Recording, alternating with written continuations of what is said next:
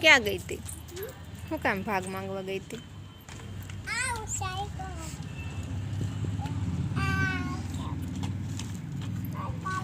આવડે છે?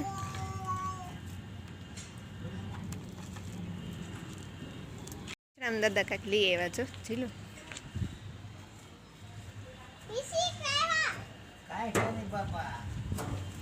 એ પાતું પડીશ.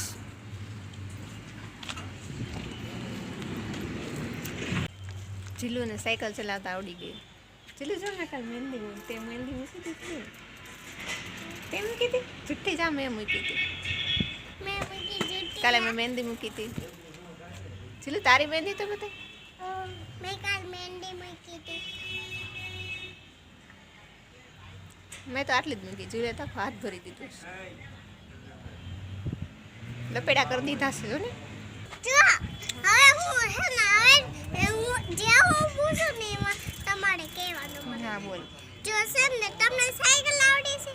હા. ક્યાં ગઈ? હા આવડે છે. જો વૈશ્રામ દાદા આવી ગયા. હમણાં આવીને ભૂઈ જશે.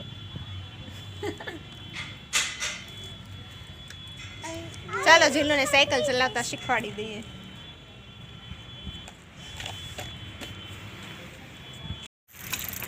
હેન્ડલ સીધું રાખ. હેન્ડલ તો સીધું રાખ. વૈશ્રામ દાદા હાલતા થયા.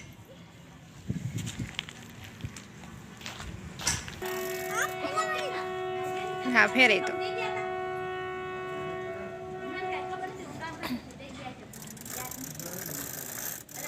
આગળ ફેરવાના આમ આગળ.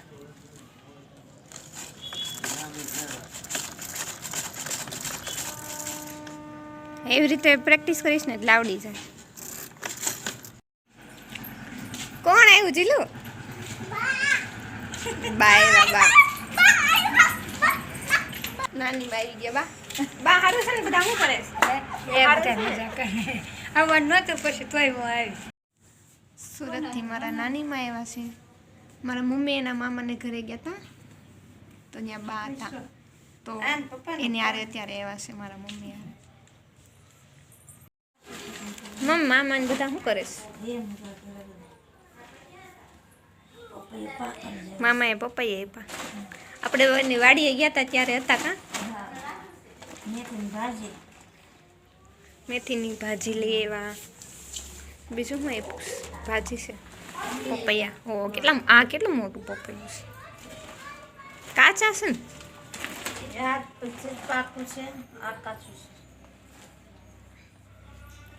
આમ હજી કાચા જ છે. આ કાચું જ લાગે છે.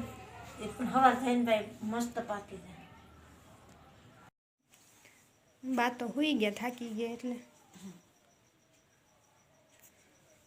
કાંઈ નહીં હોવા દે. પરમ દિવસે અહીંયા ચણ નાખી હતી. આજે એટલી જ છે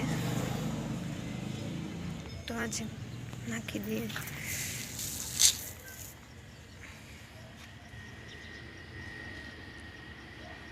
હમણાં પક્ષીઓ આવશે ચણવા.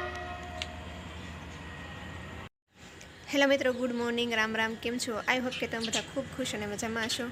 તો હું આવી હતી સવારમાં અહીંયા પક્ષીઓને ચણ નાખવા, કારણ કે આ તો મારું ડેઈલીનું કામ છે.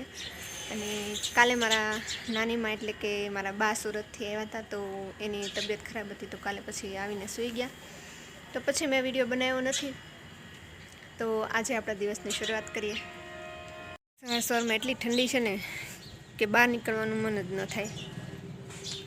જીલું જો આવે છે. 5 રૂપિયા ખોઈ નહીં ખા.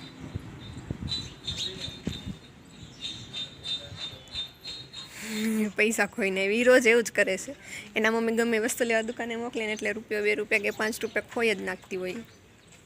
અહીં બનાવે છે બા ખીચું, ચોખાના પાપડ.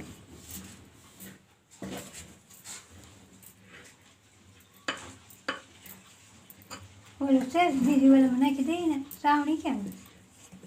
છે ને શ્રાવણી છે. ઓલું કપ સહી નાખતો જાય પાણી નાખો. હું આપું?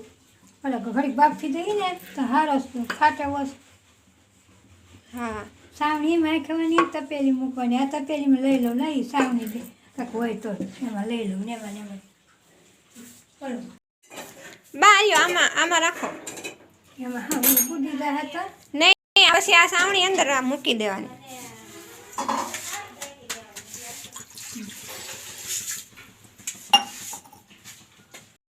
તો ખીચું બની ગયું હતું પણ પાપડ બનાવતી વખતે ફાટે નહીં એટલા માટે આમાં બાએ બાફવા મૂક્યું છે જેથી પાપડ બનાવીએ ને તો કટકા ન થઈ જાય એમ. એટલે બાકી કે બાફેલું ખીચુંથી પાપડ બનાવીએ તો સારા થાય. તો બાએ આમાં ખીચું બાફવા મૂક્યું છે. તો ખીચું બની ગયું છે. બાવળિયા બેઠા બેઠા તેલ નાખીને ખીચુંના મસાલા છે એમ એક સરખું થઈ જાય એટલે પછી પાપડ બનાવવાના છે. તો અહીંયા બની રહ્યા છે અમારા પાપડ. આ કોથળી થઈ રહી છે એમ કહું છું. આમાં થાય જ છે જો બા બનાવે.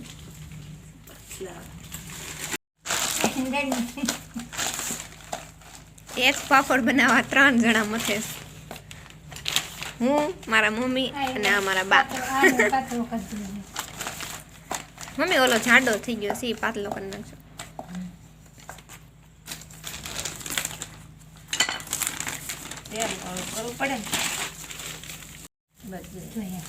જો એ મોટો થયો આ નાનો.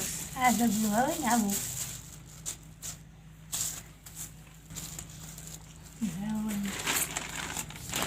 કેવડો મોટો કાગળ મૂક્યો મમ્મી. ના કાગળ છે આપણે વાર આટા હોય ને તો મુકાઈ જાય જલ્દી.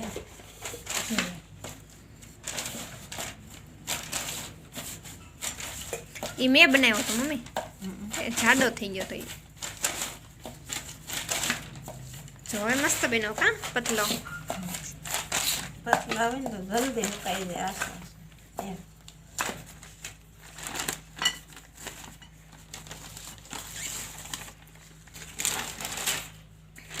એમ નહીં આમ કાઢ. તેલ વાળું કરવું પડે ખબર તો થાય જલ્દી ઉકળે. ઓલામાં રાખો તો ફટાફટ તેલ વાળું કરીને તો ઉકળી તેલ તો જાય. નાખવું સારું આને ચોપડવું પડે. આમાં છે તેલ. કઈ તેલ વાળું બા રોટી જાહે.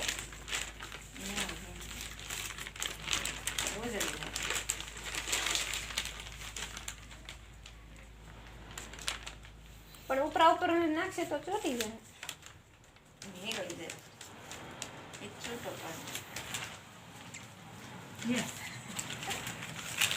હરખા રે નકર ફૂટી જાય પાપડ મજા આવે છે તમને? કેવા સરસ પતલા પતલા મસ્તીનો પાપડ બને. મારાથી તો જાડા થાય છે. પતલા હોય ને તો જો ઉકાઈ આ મમ્મીએ બનાવ્યા બધા પતલા પતલા. મેં બનાવવાની વીખી નાખ્યા જાડા બનતા હતા એટલે. જાય. પતલા ઘડીમાં મુકાયા એટલે